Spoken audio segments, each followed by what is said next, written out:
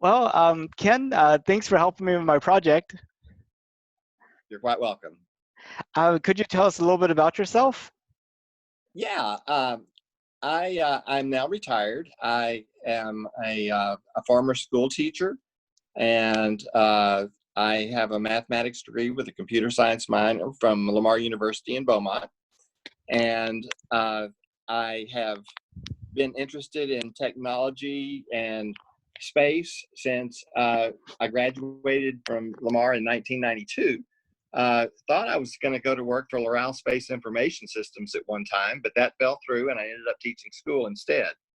So I've always dreamed that I would uh, work for NASA someday. As it turns out, my son Jeffrey works for Lockheed Martin, is working on the Orion project, and so I continue to kind of live my dream vicariously through some of what he does.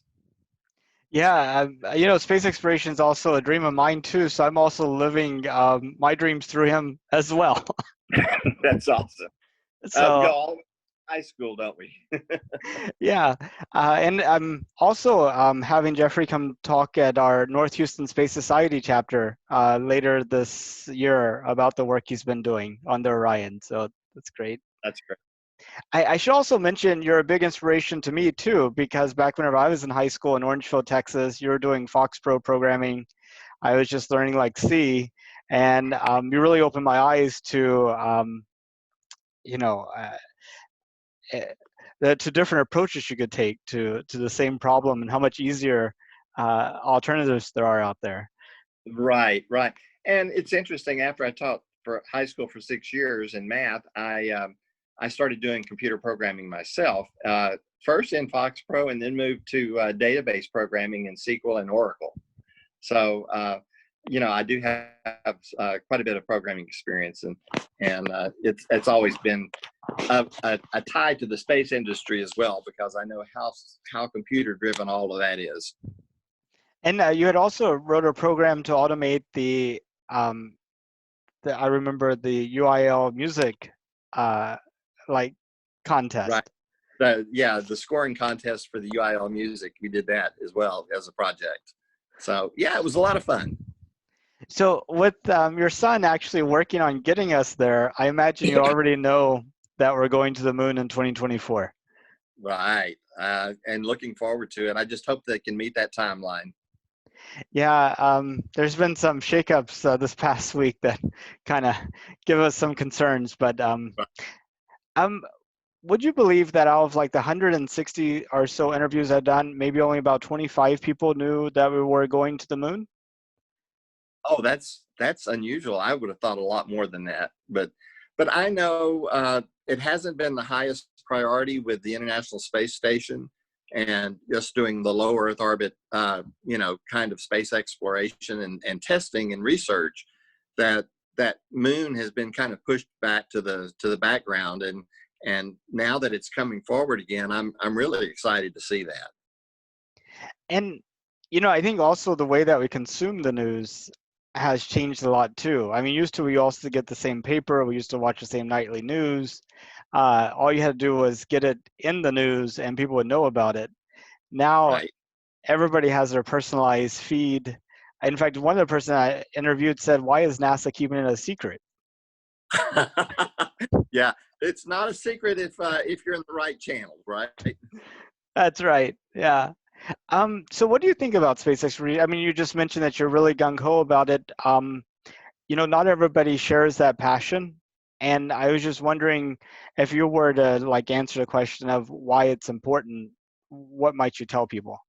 Yeah, one of the things that I have always thought was so important was the innovation and the new technology and the new ideas that come out of the requirements that are necessary to meet those um, those tasks that would take us to the moon and beyond. Because these are problems that haven't been solved so much in using our current technology. So it's going to stretch us even further. When we did it in the past, we did it with technology that no longer exists. And so our new technology has to change, and develop new ways of doing things, and it keeps people's ambitions and drive to create something new alive. And I think that that's one of the most important things that we do as a society, is that we're continually moving forward. Yeah, no, I mean, definitely. I mean, you got a whole new set of requirements and experiences. I mean, situation that you have to plan for and develop for, which might open up new ideas. I always worry though, there's a big push to use proven technologies on these things since they're like so high dollar. And I wonder if sometimes that prevents us from getting all the innovation we might otherwise get. Well, I think there's always a trade-off that goes on with that. And one is that our value of human life, especially in, when we're putting astronauts in these spacecraft, and that there is a high value, in at least in our society, on human life. And so we oftentimes create redundancies to prevent situations from happening. And does it slow the process? Absolutely. It does it cost? It absolutely costs. But and I think that there are some risk takers out there who are willing to go, and to try something new and try something different. But as a society, I think, we try to err on the side of being conservative as far as human life is concerned.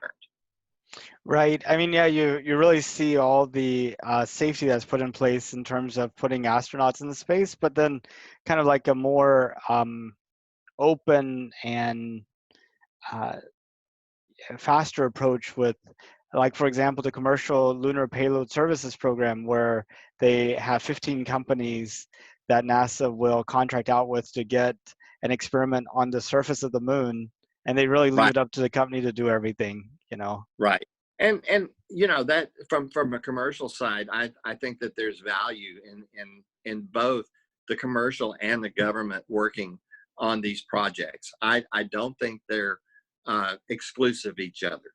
I think that they both inform each other in productive ways.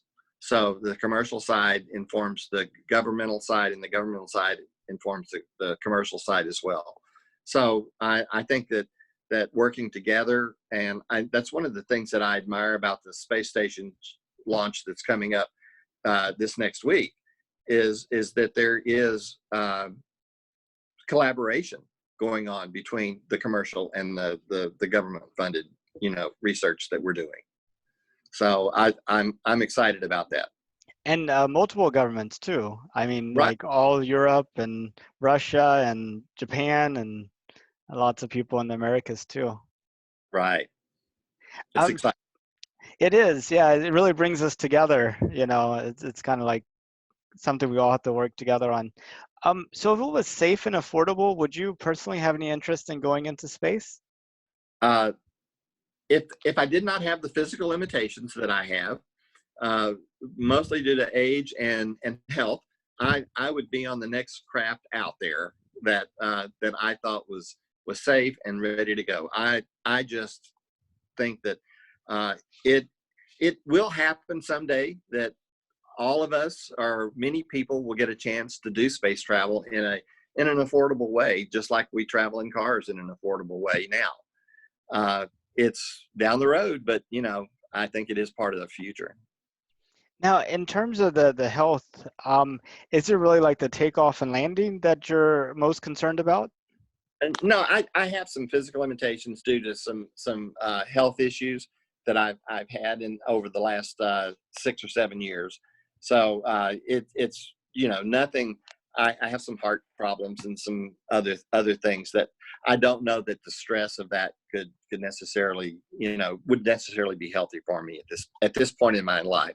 If I were your age and healthy and ready to go, I think it's an opportunity for a lot of people to take advantage of in the future. Because there was that concept of like a space elevator. You put like some big mass and geosynchronous or geostationary orbit, and then you have like a big thread that goes there, and you have some type of vehicle that crawls up it. That's you know, I was just thinking back when we talked about the Dick Tracy watches in the 1950, how that has become reality. And it's these dreams that people have of space elevators and time shifting and those kinds of things that you know, you dream and you see what happens. Yeah, I mean, it's like what Einstein said: imagination is more important than knowledge. Absolutely. Unless you're a politician, in which case some knowledge might be. Well, we won't go there. Yeah, okay. Well, thank you, Ken. I really appreciate the discussion, and it was so good to talk to you again. Well, Nathan, let's keep in touch, and I will keep following your society page and space exploration, and both on the commercial and the government-funded side. And let's see where this ends up in several years. And we'll talk again. Sounds good. Thank you so much. All right. Bye-bye. Bye-bye.